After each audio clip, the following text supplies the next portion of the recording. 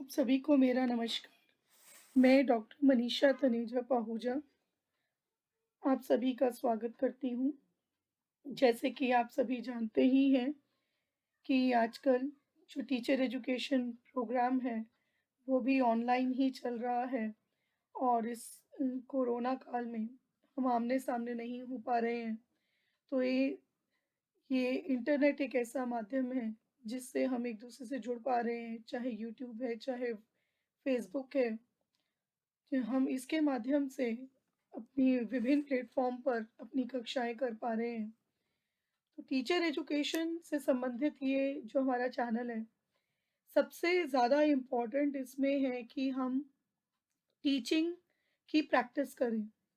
तो टीचिंग जो है, उसमें जो सबसे बड़ा रोल प्ले करता है, जो स्किल है, वो है skill of introducing a lesson. Skill of introducing a lesson की हम शुरुआत करते हैं। Skill of introducing a lesson जैसे कि इसके नाम से ही हमें पता चल रहा है कि प्रस्तावना कौशल, पाठ प्रस्तावना कौशल भी इसे कहीं-कहीं कहा गया है। हम सबसे पहले ये देखते हैं कि ये है क्या? What is skill of introducing a lesson या फिर इसे सेट इंडक्शन के नाम से भी जाना जाता है। किसी भी पाठ को पढ़ाने से पहले या कोई भी विषय पर कंटेंट पर आने से पहले जो एक स्किल यूज़ की जाती है, एक कौशल का प्रयोग किया जाता है, उसे skill of introducing a lesson कहते हैं। जब अध्यापक कक्षा में जाता है, तो बच्चे अलग ही अपने मूड में होते हैं। तो अध्यापक का ये कर्तव्य होता है कि वो उसे बच्चों को अपने टॉपिक तक लेकर आए। तो सीधा ही जाकर के कक्षा में ये कहना कि बच्चों आज हम ये पढ़ेंगे, ये वाली बुक निकालो, इसमें ये वाला पेज नंबर निकालो, ये बहुत ही उबाऊ और बहुत ही पुराना तरीका है। हम जो कक्षा में जाते हैं, पहले बच्चे को हम अपना उसका ध्यान अपनी तरफ आकर्षित करते हैं और बच्चे को अपने कंटेंट तक लाते हैं, टॉपिक तक लाते हैं और ये जानने का प्रयास करते हैं कि बच्चे का पूर्व ज्ञान क्या है। जो भी विषय मैं कक्षा में पढ़ाने वाली हूँ, बताने वाली हूँ, समझाने वाली हूँ, ये जो विषय है, ये इसकी कितनी जानकारी बच्चे को पहले से है। इसे कहते हैं पूर्व ज्ञान। तो पहले skill of introducing a lesson में जो बच्चे का पूर्व ज्ञान है, हम उसका परीक्षण करते हैं और जो पूर्व ज्ञान से हम नए ज्ञान की कड़ी को जोड़ते हैं। क्योंकि जो उसे पहले पता है, वो जानने का प्रयास करते हैं और नया हम क्या सिखाने वाले हैं, उसको उससे जोड़ते हुए ही हम आगे बढ़ते हैं। तो इस स्किल के जो कंपोनेंट्स हैं, वो आप स्क्रीन पे देख पा रहे होंगे। इसके 7 मेन कंपोनेंट्स हैं, जो कि हम स्किल जब इसको करते हैं, ये तो हमें ये कंपोनेंट्स ध्यान में रखने हैं। पहला है यूज़ ऑफ प्रीवियस नॉलेज। अभी जैसे मैंने कहा कि बच्चे के पूर्व ज्ञान का उपयोग करना। कोई भी विषय आप करवाने जा रहे हैं, मान लीजिए आप किसी कक्षा में ईवीएस पढ़ा रहे हैं, तो ईवीएस की कक्षा में आप ट्रांसपोर्ट के बारे में बताने वाले हैं, तो ट्रांसपोर्ट से संबंधित उसको पूर्व कितनी जानकारी है, उसको आप परीक्षण करने के लिए उससे संबंधित प्रश्न या फिर उससे संबंधित आप ज्ञान उसका परीक्षण कर सकते हैं, ज्ञान की परीक्षा की जा सकती है। फिर उसके बाद जो दूसरा है use of appropriate devices and techniques. यहाँ पर हम देखते हैं कि देखिए केवल प्रश्नों के माध्यम से ही नहीं, बहुत सारी ऐसी टेक्निक्स हैं, जिनके माध्यम से हम पूर्व ज्ञान का परीक्षण कर सकते हैं। हम बच्चे की ये जो हमारा skill of introducing a lesson है, ये बहुत तरीकों से किया जा सकता है। इसमें बहुत प्रविधियों और तकनीकों का प्रयोग किया जाता है, उसकी चर्चा अभी हम आगे करेंगे।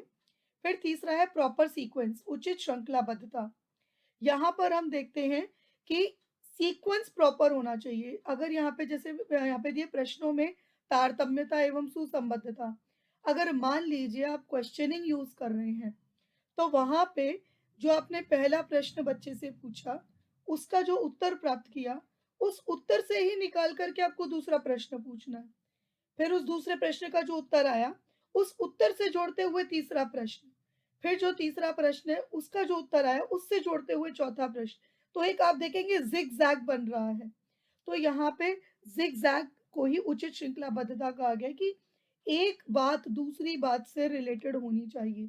एक प्रश्न दूसरे प्रश्न से, एक कथन दूसरे कथन से संबंधित होना चाहिए। फिर उसके बाद चौथा है ड्यूरेशन ऑफ इंट्रोडक्शन, प्रस्तावना की अवधि। यहाँ पे मोस्टली जो भी माइक्रो टीचिंग की स्किल्स हैं, मोस्टली 5 से 7 मिनट हम समय उसके लिए देते हैं। 5 से 7 यानी मिनिमम 5 और मैक्सिमम 7। तो वहाँ पर क्योंकि माइक्रोस के है, तो माइक्रो में तो आपको समय का पूरा ध्यान रखना ही पड़ेगा। अगर मान लीजिए आपने समय 5 मिनट कम से कम बताया है और उससे भी आपने कम समय लिया, तो भी वो आपका नेगेटिव पॉइंट है, और अगर आपने 7 मिनट से ज़्यादा ले लिया, तो वो भी नेगेटिव पॉइंट है। तो यहाँ आपकी जो ड्यूरेशन है, प्रस्तावना की अवधि है, उसको ध्यान में रखना बहुत ही आवश्यक है। उसके बाद अगला 5वां है creating interest and motivation among the students, छात्रों में रुचि एवं अभिप्रेरणा उत्पन्न करना। अब यहाँ पर जो भी हम टेक्नीक यूज़ करेंगे, जैसे मैंने अभी सेकंड वाले पॉइंट में बताया कि अलग-अलग टेक्निक्स हो सकती है, तो कोई भी टेक्नीक हम यूज़ करें, तो वहाँ उस टेक्नीक का मकसद ये है कि हम बच्चों में रुचि और अभिप्रेरणा उत्पन्न कर सकें, कि बच्चे खुद इंटरेस्ट लें और मोटिवेट हों आपके साथ, वो इंटरैक्ट करें, उनका इंटरैक्शन यहाँ पे ज़रूरी है। फिर उसके बाद है छठा, teachers behaviour and activities and clarity of language. ये एक ऐसा कंपोनेंट है जो कि आपको आपका व्यवहारगत है। यहाँ पर आप बेशक इतना नहीं समझ पाएंगे इसको, लेकिन जो आपका जो सुपरवाइजर है, जो आपको ऑब्जर्व कर रहे हैं, या जो बच्चे हैं जो आपको ऑब्जर्व कर रहे हैं, वो देख सकते हैं इस बात को कि आपका व्यवहार कैसा है और आपकी क्रियाएँ कैसी हैं एज़ अ टीचर। आपका व्यवहार पॉज़िटिव होना चाहिए, सकारात्मक होना चाहिए, किसी भी बच्चे को डिमोटिवेट करता हुआ नहीं होना चाहिए, किसी को भी आप लेट डाउन नहीं करेंगे उसमें। आपकी जो भी आप समझा रहे हैं, तो भाषा की स्पष्टता का होना अनिवार्य है। अगर भाषा स्पष्ट नहीं है, क्लियर आप इंस्ट्रक्शंस नहीं दे रहे हैं, स्पष्ट रूप से नहीं बता रहे हैं, तो वो आपके लिए एक नेगेटिव पॉइंट चला जाता है।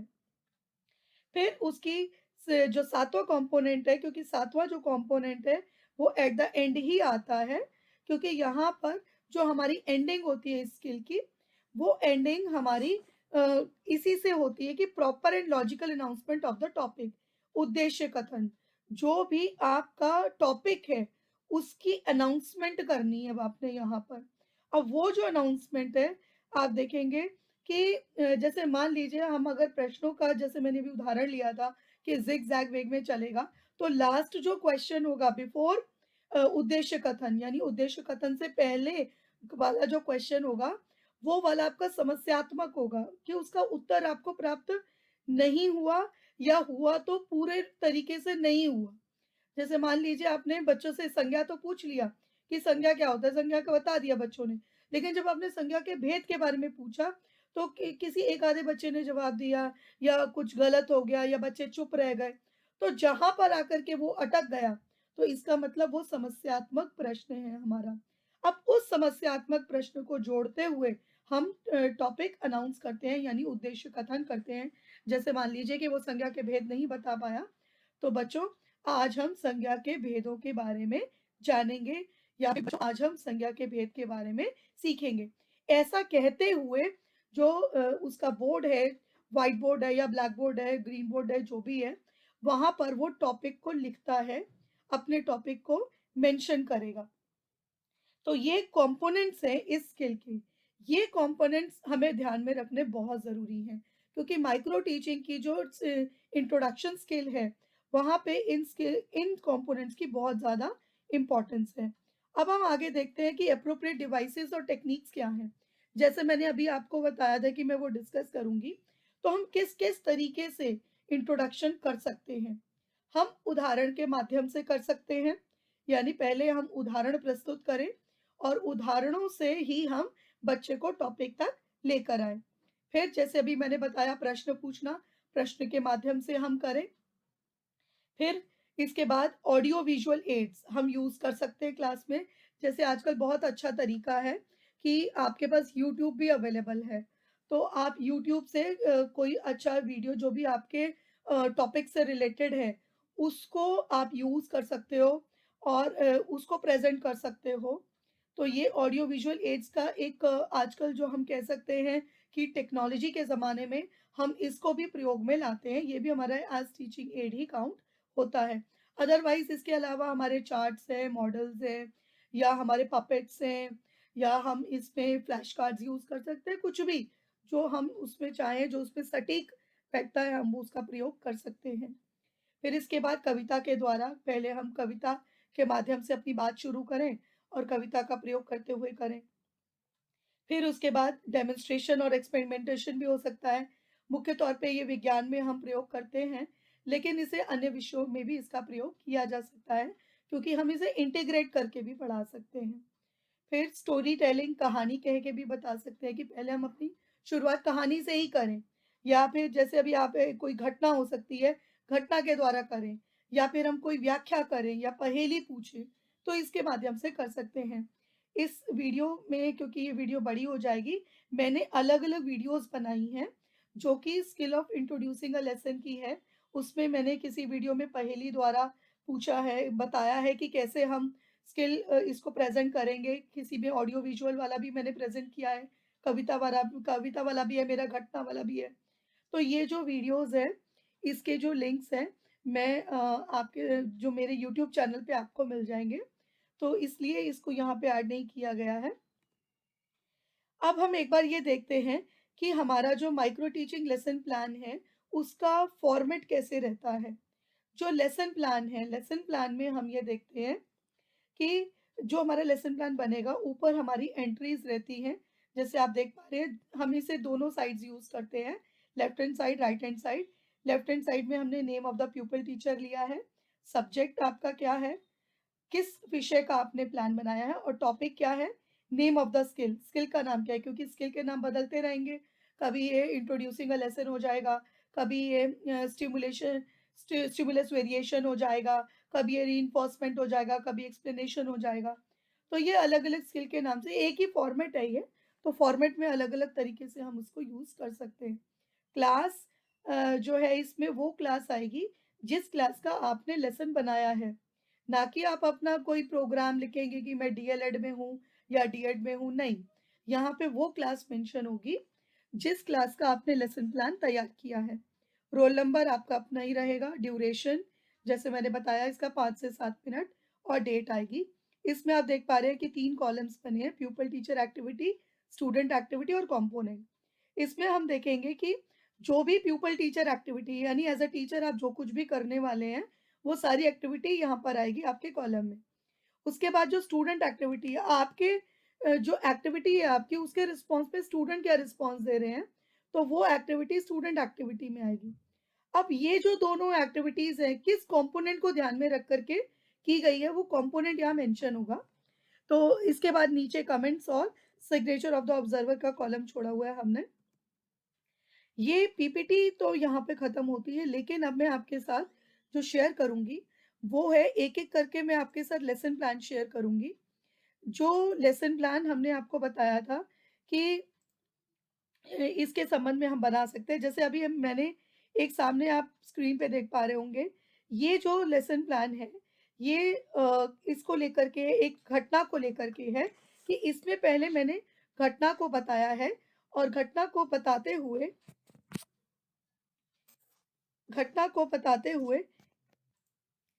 तो इसमें आप ये देख पा रहे होंगे कि ये जो लेसन प्लान है ऊपर वैसे ही हमने डिटेल फिल किया है और इसमें एक छात्र-अध्यापक-छात्र-अध्यापिका क्रिया है। जैसे यहाँ पे घटना की बात की गई है। घटक में आप देख सकते हैं कि उचित प्रविधियों एवं तकनीकों का प्रयोग जो घटक है, उसमें हमने घटना वर्णन किया है। तो पहले हमने घटना ली है। इसका जो वीडियो है, मैंने अपने यूट्यूब चैनल पे भी पोस्ट किया हुआ है। आप वहाँ से उसको देख सकते हो। उससे संबंधित ये लेसन प्लान है। कि जैसे यहाँ पे मैंने घटना का वर्णन किया है और बच्चों का उस पे क्या रिस्पॉन्स हुआ वो सामने आया है। जब घटना कोई बता रहे हैं तो बच्चों में रुचि और अभिप्रेरणा भी उत्पन्न हो रही है और हम उसके पूर्व ज्ञान का प्रयोग करते हुए भी उससे बातचीत कर रहे हैं, प्रश्नों को उपस्थित कर रहे हैं। तो यहाँ पर हम उचित श्रृंखलाबद्धता का भी ध्यान रखते हैं कि जो बात मैं कह रही हूँ, जो कथनों का प्रयोग मैं कर रही हूँ, उसमें कनेक्टिविटी भी है। तो उस कनेक्टिविटी को देखते हुए मैं अपना उद्देश्य कथन करती हूँ और उद्देश्य कथन जो है वो हमारा लास्ट वाला कॉम्पोनेंट आ जाता है। ये हमारा घटना से संबंधित है। इसके बाद मैं आपको पहेली से संबंधित दिखाना चाहूँगी कि पहेली वाला भी मैंने उस पे पोस्ट किया हुआ है अपने यूट्यूब चैनल पर। उसी का लेसन प्लान है ये, कि जैसे मैंने पहले पहेली पूछी तो वो छात्र अध्यापिका क्रिया के कॉलम में आ गई। बच्चे उसको क्या उत्तर दे रहे हैं और यहीं घटक में परिवर्तन होता है, तो पहेली द्वारा उसे वर्णित किया जाता है।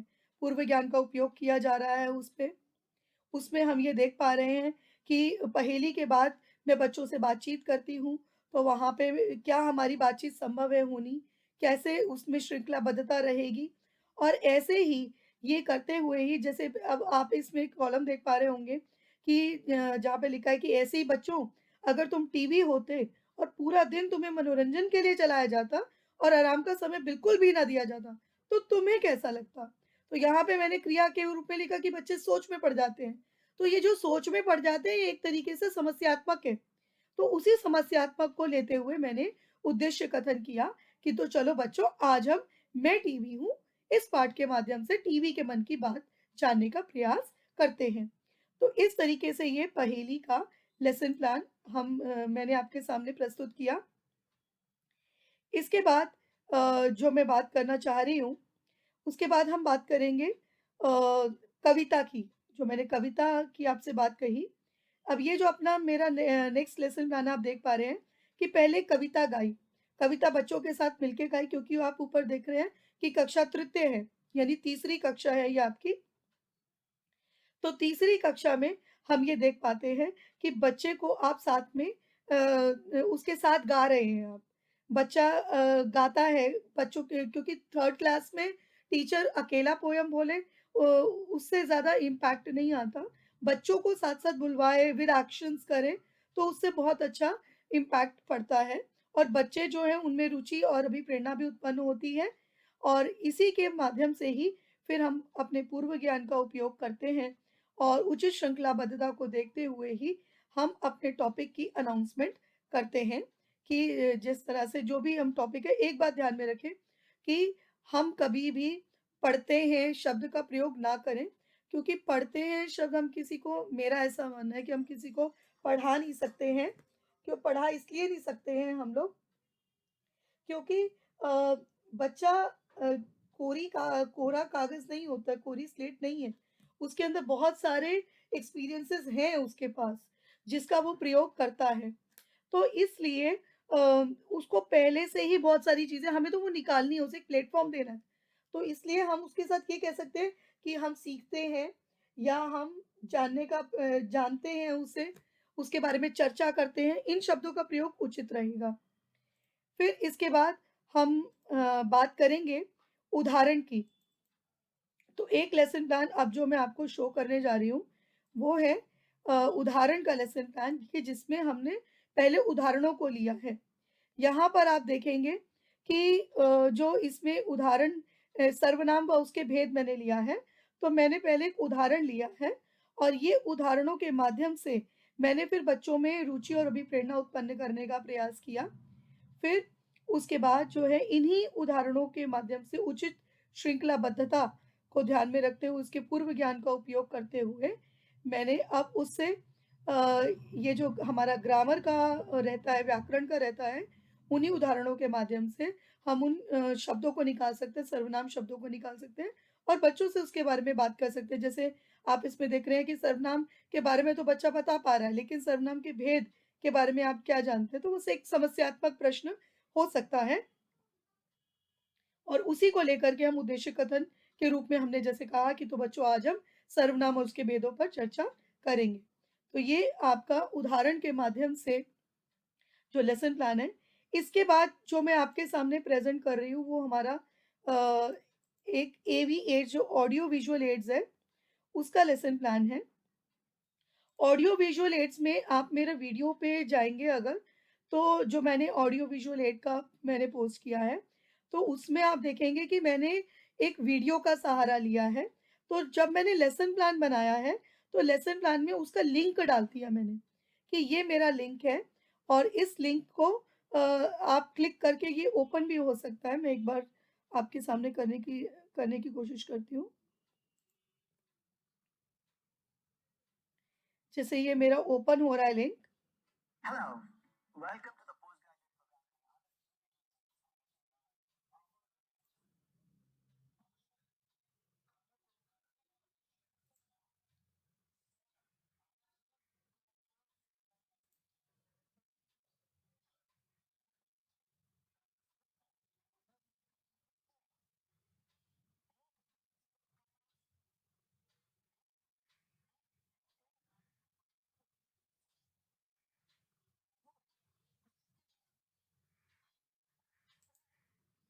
तो इस तरह से आप ये जो वीडियो है आप दिखा सकते हैं क्लास में, और इसका लिंक मैंने इसलिए आपको बोला कि लिंक हम उसमें लेसन प्लान में भी डालेंगे।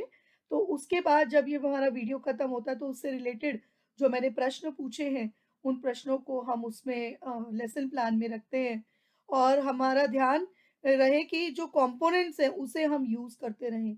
आप इसमें देख रहे होंगे कि जो टीचर एक्टिविटी से रिलेटेड थे, ड्यूरेशन से रिलेटेड थे, कंपोनेंट जो लैंग्वेज से रिलेटेड कंपोनेंट थे, वो इसमें नहीं दिखाई दे रहे हैं।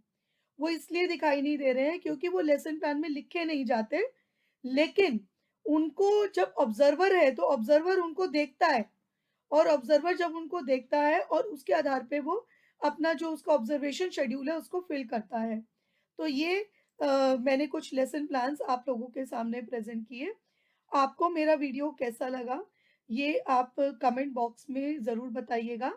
अगर आपको लगता है कि टीचर एजुकेशन से रिलेटेड आपको और वीडियोज़ भी समय-समय पर देखने हैं, सुनने हैं, तो आप मेरे चैनल को यूट्यूब चैनल को लाइक और सब्सक्राइब कर सकते हो, और उसमें जो बेल आइकन होता है उसको आप प्रेस कर सकते हो ताकि इसमें जो भी वीडियोज़ अपलोड हो उसके नोटिफ़िकेशन आप सबको मिलते रहें।